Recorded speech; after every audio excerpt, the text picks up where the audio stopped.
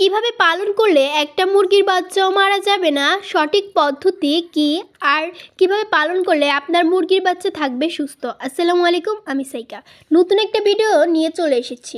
ভিডিওতে কি বলা হয়েছে তা জানতে হলে অবশ্যই সম্পূর্ণ ভিডিও ধৈর্য ধারণ করে দেখতে হবে। কথা না বাড়িয়ে চলে যাই মূল আলোচনায়। তবে আলোচনায় যাওয়ার আগে একটা কথা বলে দিচ্ছি যে যারা চ্যানেলে নতুন, চ্যানেলটি সাবস্ক্রাইব করে দিবেন আর একটি লাইক দিয়ে দিবেন, তাহলে সবার আগে আমাদের ভিডিওগুলো আপনাদের কাছে পৌঁছে যাবে। মুরগির বাচ্চা সঠিকভাবে পালন পদ্ধতি অনেকে জানেন না, যার ফলে দেখা যায় মুরগির বাচ্চা মারা যায়। মুরগির বাচ্চাকে ভালো রাখতে হলে অবশ্যই মুরগির বাচ্চার ব্রুডিং ম্যানেজমেন্ট ভালো হবে। আজকের ভিডিওতে বলবো যে আপনারা কি করে মুরগির বাচ্চাকে ব্রুডিং করবেন সঠিকভাবে, তাহলে দেখবেন আপনার মুরগির বাচ্চা সুস্থ থাকবে। ব্রুডিং তো কম বেশি সকলেই করেন, আবার অনেকে করেন না। গ্রাম অঞ্চলে দেখা যায় কেউই ব্রুডিং করেন না, ফলে দেখা যায় কয়েকদিন পর মুরগির বাচ্চাগুলো অসুস্থ হয়ে মারা যায়, ঝিমিয়ে ঝিমিয়ে মারা যায়, রোগাক্রান্ত হয়ে পড়ে। সেজন্য আপনাদের করণীয় একটাই, মুরগির বাচ্চাকে ব্রুডিং করতে হবে। মুরগির বাচ্চা ফোটার পর অন্যতম একটি গুরুত্বপূর্ণ বিষয় হচ্ছে যে মুরগির বাচ্চার ব্রুডিং ম্যানেজমেন্ট।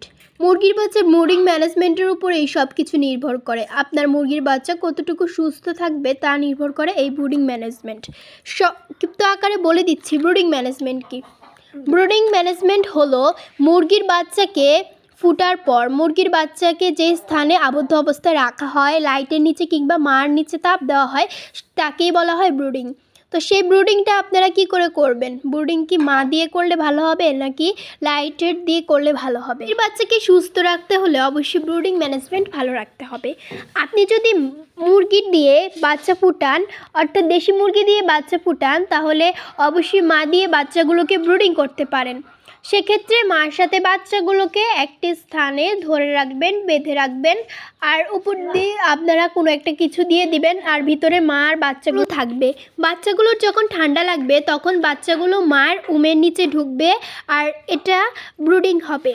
সেজন্য অবশ্যই মাকে ডিস্টার্ব করা যাবে না। বাচ্চাগুলো যেখানে রাখবেন সেই স্থানটি যেন পরিষ্কার হয় আর গরম হয়, সেদিকে অবশ্যই আপনাদের খেয়াল রাখতে হবে। আর অবশ্যই এভাবে যেদিন ব্রুডিং করবেন 7 দিন আপনারা এভাবে মার নিচে বাচ্চাগুলোকে রাখার চেষ্টা করবেন। আর যদি আপনারা কৃত্রিমভাবে লাইটের নিচে মুরগির বাচ্চাগুলোকে ব্রুডিং করতে চান, তাহলে অবশ্যই আপনাদের যেটি মানতে হবে সঠিক পরিমাণে পরিচর্যা। মুরগির বাচ্চাকে অবশ্যই ব্রুডিং ম্যানেজমেন্ট এভাবে করতে হবে। লাইটের নিচে আপনারা মুরগির বাচ্চাগুলোকে ব্রুডিং করবেন। নিচে আপনারা চটের বিছনা বিছিয়ে দিতে পারেন, আর উপরে মুরগির বাচ্চাগুলোকে ছেড়ে দিবেন। আমরা এখানে একটি খাঁচার ভিতরে মুরগির বাচ্চাগুলোকে ব্রুডিং করছি। এই খাঁচাটা মোটামুটি সকলেই চিনেন যারা আগে থেকে আমাদের ভিডিওগুলো দেখেন। তো এভাবে আমরা কি করি, উপরে চটের বিছনা বিছিয়ে দিই আর মুরগির বাচ্চাগুলোকে এভাবে আপনারা ছেড়ে দিবেন। মুরগির বাচ্চার জন্য 2 ওয়াট করে লাইট আপনারা নির্ধারণ করবেন।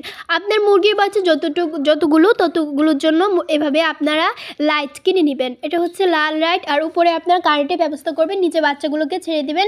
চারপাশের জন্য বাতাস না ঢুকতে পারে সেদিকে আপনারা খেয়াল রাখবেন। আর অবশ্যই 24 ঘন্টা পানি দিয়ে রাখতে হবে। আর পানির ভিতরে আপনারা AD3 মিশিয়ে দিতে পারেন। মুরগির বাচ্চা যখন ব্রুডিং করা হয় তখন মুরগির বাচ্চার শরীরে অত্যন্ত তাপ প্রয়োজন, তাই অবশ্যই আপনারা AD3 মুরগির বাচ্চাকে খাওয়াতে হবে। আর অবশ্যই নারিশ কোম্পানির যে খাবারটা, সেই খাবারটা আপনারা খাওয়াবেন। পুষ্টি সমৃদ্ধ খাবার দিতে হবে যাতে করে মুরগির বাচ্চা সুস্থ থাকে, ভালো থাকে। আর অবশ্যই নিচে যেন লিটার না জমে যায় সেদিকে খেয়াল রাখতে হবে। মুরগির বাচ্চাকে সুস্থ রাখতে হলে আপনাদের একটু কষ্ট করতে হবে। আর এভাবে যদি আপনারা ব্রুডিং ম্যানেজমেন্ট চালু রাখেন, অবশ্যই আপনাদের মুরগির বাচ্চাগুলো মারা যাবে না। আজ ভিডিওটি কেমন লেগেছে? আশা করি ভালো লেগেছে। আসসালামু আলাইকুম।